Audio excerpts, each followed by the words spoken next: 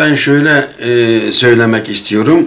Tabii eskiden bizim bu Çukurca çevresinde bulunan ormanlarda kireç kuyuları yapıyordu, yakılıyordu. Haftalarca, aylarca ustalar gidip kireç kuyularını yapıyordu. Ondan sonra ustalar yapıyordu bunu, bilen yapıyordu.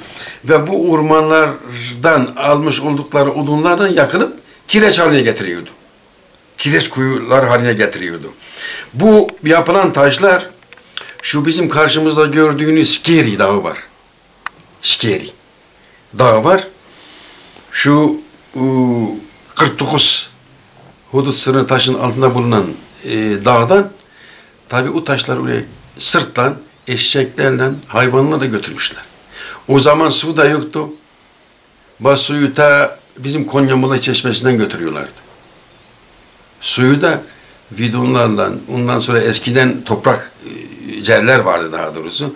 Onlarla taşıyıp o şekilde yapıyor. Bin bir türlü şartlar altında sırtlarla hem suyu hem taşlarını insan sırtıyla, imece usulüyle, yardım usulüyle birine yardım olarak o hale getirmişlerdi.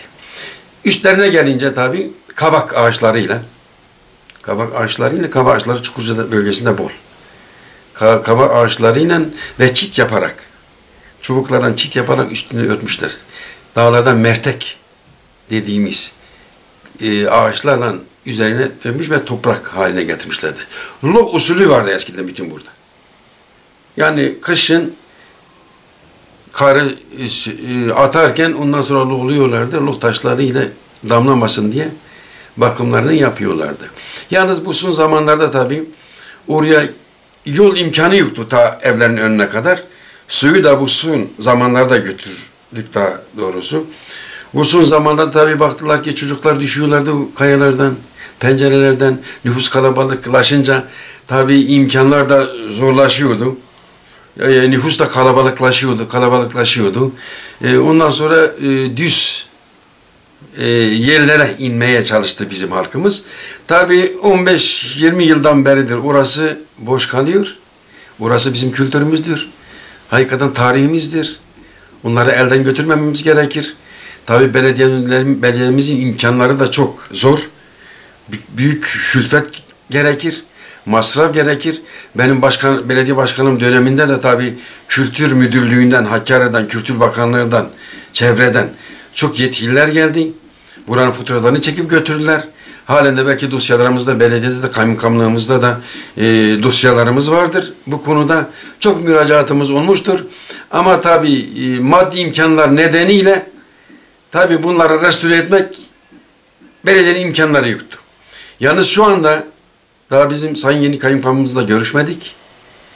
Yeni gelmiş ilçemize. Hoş geldin diyorum kendisine. Yani kendisi iyi bir düşünceyle halkımızı da sevindirmiş. Hepimiz de sevindirmiş.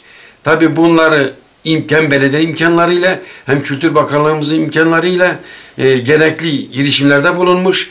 Yani burayı restore edecek şeklinde illa iddialı bir kaymakamdır daha doğrusu almış olduğum bilgilere göre.